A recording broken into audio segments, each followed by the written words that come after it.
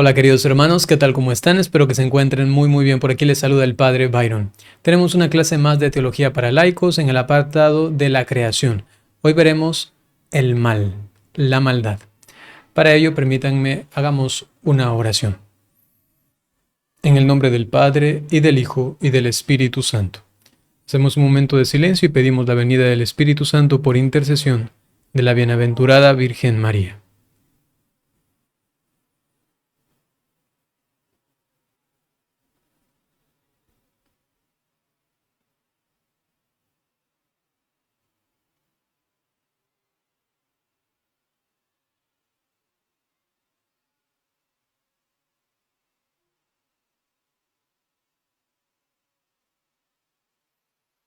Dios te salve María, llena eres de gracia, el Señor es contigo. Bendita eres entre todas las mujeres, y bendito es el fruto de tu vientre, Jesús. Santa María, Madre de Dios, ruega por nosotros pecadores, ahora y en la hora de nuestra muerte. Amén. En el nombre del Padre, y del Hijo, y del Espíritu Santo. Muy bien, vamos a comenzar. Tenemos aquí el mal. El ser humano advierte la existencia de un mal que proviene de la naturaleza, fenómenos que aparecen como ligados a los límites propios de las criaturas. Entonces todos nos damos cuenta de inmediato, en cuanto tenemos conciencia, de que el mal existe. Hay cosas que no están bien. Ahora, esto lo identificamos como algo propio de la naturaleza. Es decir, que mi papá, aunque me ama, hace cosas que no debe. Yo, aunque sé que tengo que hacer cosas buenas que me han enseñado, que vienen en mi conciencia, sin embargo, a veces opto por lo malo. Y por ello, por instinto mismo, por intuición inmediata, pues me doy cuenta, eso que hice está mal. Y por ello, me escondo. Por ello, evito que sea visto. Por ello, busco justificaciones. Porque entiendo que este mal obrado recae la culpabilidad en mi propia persona. Y así también vemos la maldad de otros seres, tanto personales como también inclusive en la creación en general. Cuando un animal, cuando un hecho fenomenológico, inclusive hasta cosmológico ocurre, uno percibe, ahí hay algo que no está bien, algo desordenado. Y lo atribuye, digo, de manera inmediata, por intuición, a las criaturas. Se entiende esto de una forma natural. Evidentemente, no solamente advertir esa situación bastaría, porque el trasfondo es mucho más profundo y tiene que ver con algo que se conoce con el nombre de pecado. No solamente el mal en general, sino que eso tiene una causa y es el pecado en sí mismo. Y luego todo el mal físico como el mal moral proviene de el pecado, entendido de manera ya cristiana, pues del pecado original, en lo que compete a los seres humanos, y el pecado de los ángeles en cuanto al mundo angélico. El hombre quiere naturalmente vivir y vivir con bienestar material. Si se deja llevar por la visión terrena, cualquier atentado contra esta situación se valora como mal. Es decir, cualquier cosa que vaya en contra del bienestar en la vida, pues uno lo cataloga como una maldad. Sobre todo si implica la muerte. Si por conseguir mi bienestar personal, por irme a por las cuestiones solamente terrenas, hago sufrir al otro al punto de inclusive matarlo, la percepción de aquello se ve mucho más claro. Esto está muy pero muy mal, ante la cual los demás males se consideran en menos, valorando a nivel natural la vida como un bien en sí mismo. Si es que se va en contra de este, pues todavía es mucho más grave, repito, la gravedad de la maldad. Suele distinguirse entre el mal físico, se produce en el mundo de la naturaleza como consecuencia de la imperfección material, que es lo que hemos visto hasta ahora, toda la cuestión natural solamente, y mal moral. Se produce por la desviación de la libre decisión de los ángeles y de los hombres en el camino hacia su destino último. El mal moral es el pecado. Hay un mal físico, el cual nosotros naturalmente lo entendemos. Hay un mal moral que también por intuición nos damos cuenta que está mal. Y sin embargo, para llegar a determinar qué es un pecado, necesitamos de la revelación. Necesitamos comprender que hay una ley inscrita en nuestros corazones que se nos ha dado por revelación este conocimiento y luego desde allí direccionar esto hacia una ofensa. No es solamente un mal y que bueno, hay gente que hace cosas malas y punto, sino que esto se considera pecado y como pecado una ofensa a un ser superior, porque ya hemos visto en las lecciones anteriores, pues tenemos un creador y este creador nos ha creado por amor para que seamos buenos y nos desarrollemos en este bien.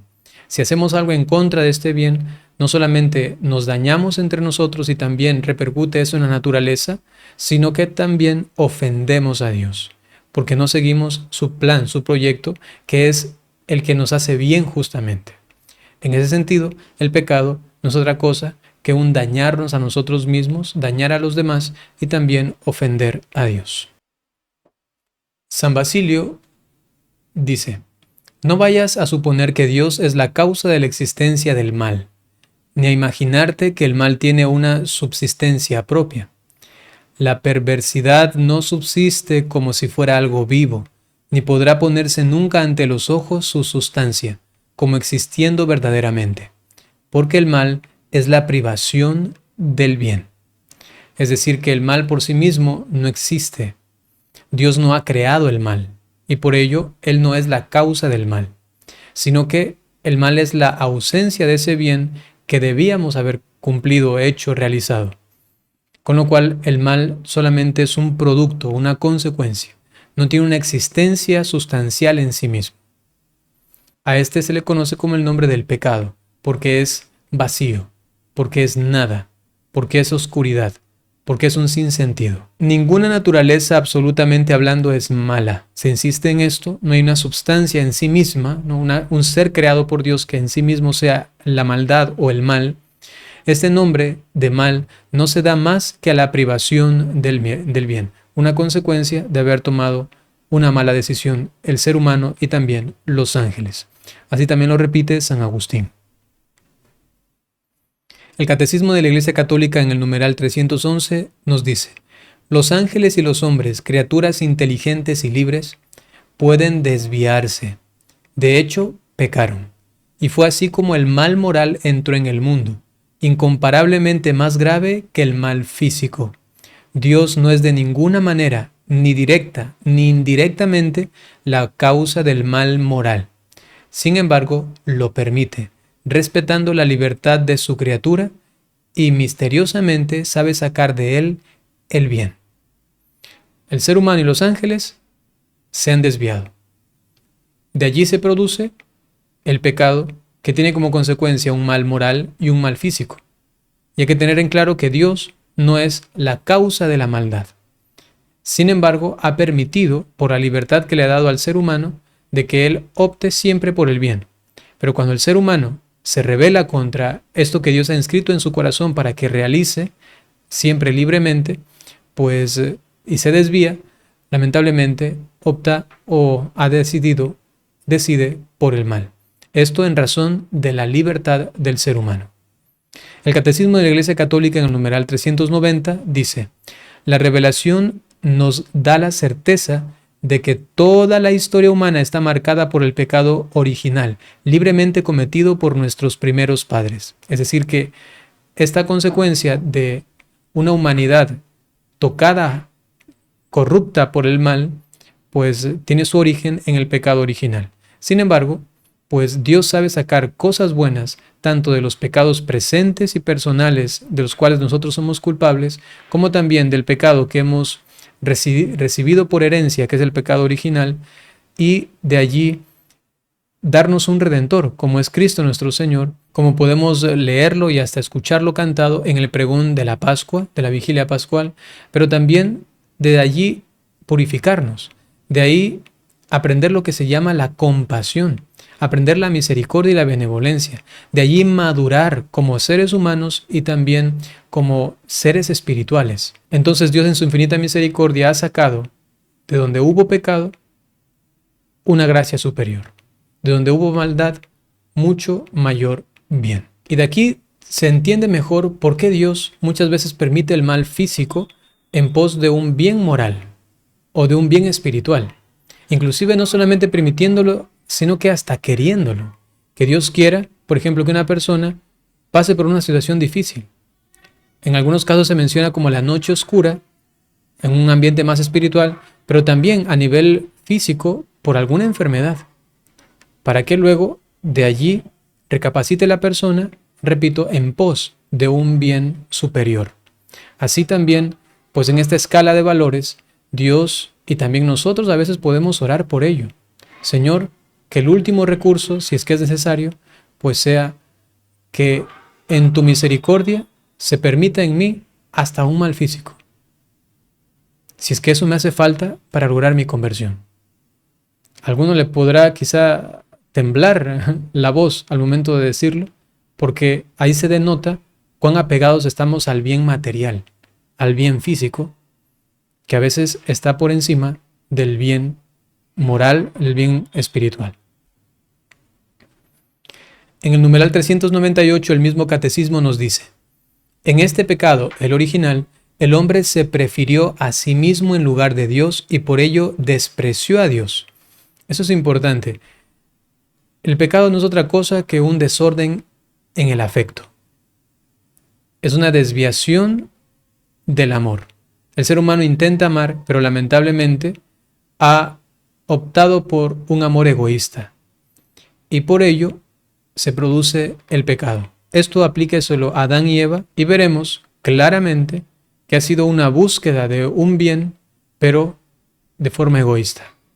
Ni pensando en la pareja, ni pensando en Dios, ni en la criatura, ni en el proyecto que tenía en la misma persona, Adán y Eva, en su caminar por este paraíso mencionado en el Génesis, ¿no? El hombre creado en un estado de santidad estaba destinado a ser plenamente divinizado por Dios en la gloria. Se prefiere a sí mismo, desprecia el plan de Dios y es lo que ocurre. Por la seducción del diablo quiso ser como Dios, pero sin Dios y no según el designio de Dios. Los padres de la iglesia, pues en la iglesia primitiva se hablaba de la deificación o divinización del ser humano. Es decir, que el ser humano está llamado a ser Dios, pero junto a Dios, con Dios, en Dios, por Dios y para Dios. Es una expresión que sobre todo enfatiza la dignidad que tenemos como hijos de Dios, que hemos sido realmente hechos hijos de Dios. Y si realmente hijos, herederos. Y si realmente herederos, pues familia de Dios. Expresando así esta unión íntima con la divinidad. Y por ello divinizados, glorificados, hasta deificados, se decía antiguamente. Que es un lenguaje que también se puede utilizar en ese correcto sentido. De que nunca vamos a ser Dios en sí mismo, sino que participamos de su divinidad, al ser, sobre todo, resucitados por medio de la obra redentora de Cristo. Lamentablemente el ser humano, ya que tiene inscrito en su corazón ese deseo de lo más grande, de lo infinito, de lo trascendente, de lo divino, desordenando su afecto, su inteligencia, pues decidió ser Dios sin Dios, según el malvado enemigo le propuso, en esta figura de la serpiente. En el numeral 400 continúa el catecismo. La armonía en la que se encontraban queda destruida. ¡Qué dolor! Todo este proyecto que ellos de alguna manera ya estaban descubriendo que venía de Dios y que tenían que realizarlo en su vida terrena, lamentablemente queda truncado y destruido en cierto sentido de la forma primigenia. Sin embargo, como Dios siempre manifiesta su palabra como fiel, permanente, y sus designios son eficaces, lleva a término esta realización del ser humano por una vía de misericordia, de redención, de compasión, al tener en su designio amoroso el envío de su Hijo para redimirnos. El dominio de las facultades espirituales del alma sobre el cuerpo se quiebra. Ya no hay una armonía, una concordia entre el espíritu, el alma y el cuerpo, sino que ahora el cuerpo tocado por la maldad, ha quedado desordenado y tiende hacia muchas cosas que no hacen bien al alma, a la inteligencia, a la fe, al amor, a la caridad, a la esperanza. La unión entre el hombre y la mujer es sometida a tensiones. Las relaciones interpersonales también se van desvirtuando. La armonía con la creación se rompe. La creación visible se hace para el hombre extraña y hostil. Y de entre ello, la muerte hace su entrada en la historia de la humanidad. Muerte ante la cual el género humano teme y se siente como esclavizado ante ese temor, esa tristeza que representa el morir. Pero que, como dice la carta a los Hebreos, el Señor vino a liberarnos de este yugo, de este tirano, la tiranía de la muerte. El pecado es el mal radical, el origen de todos los males. Es ofensa a Dios, amor de sí hasta el desprecio de Dios, dice San Agustín, porque uno se prefiere a sí mismo antes que a Dios y antes que los demás. El pecado es el verdadero mal, porque de él provienen los demás males en el mundo, entre los que se encuentra el mal físico. Las consecuencias del pecado son devastadoras. Envidias, sufrimiento, dolor, penas, tristeza, corrupción, ceguera, frialdad de corazón y cualquier tipo y género de perversión. Los evangelios nos muestran con gran frecuencia a Jesús en íntimo contacto con el sufrimiento de los hombres. El Señor deja que se le acerquen los pobres, los enfermos, los endemoniados, los pecadores y todos los que son víctimas de desgracias e infortunios humanos.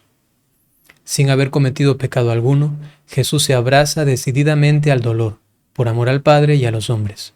Sufre personalmente hasta la muerte de cruz, a pesar de ser inocente.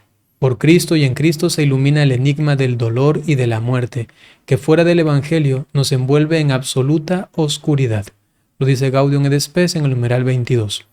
Es decir que toda la situación de maldad, de desorden, de injusticia, de sufrimiento, al venir Cristo y revelarnos su amor, ya concretamente personalizado, digamos así, en su propia persona para con nosotros y a través de su obra redentora, todo el mal ahora entra dentro de una nueva comprensión. Que si bien es cierto, el mal no proviene de Dios, sin embargo el ser humano, el cristiano, puede sacar de la maldad ventajas. Y si sufrimos junto a Cristo en la cruz, siempre la maldad tendrá fruto. Fruto de bien, inclusive de bendición. Tanto así lo demuestra Cristo, que ha vencido a la temible muerte.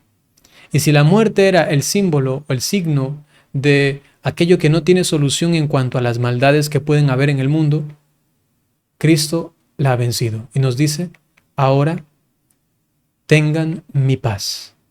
Mi paz les doy, mi paz les dejo. Ya no hay nada que les pueda perturbar. Confíen en mí.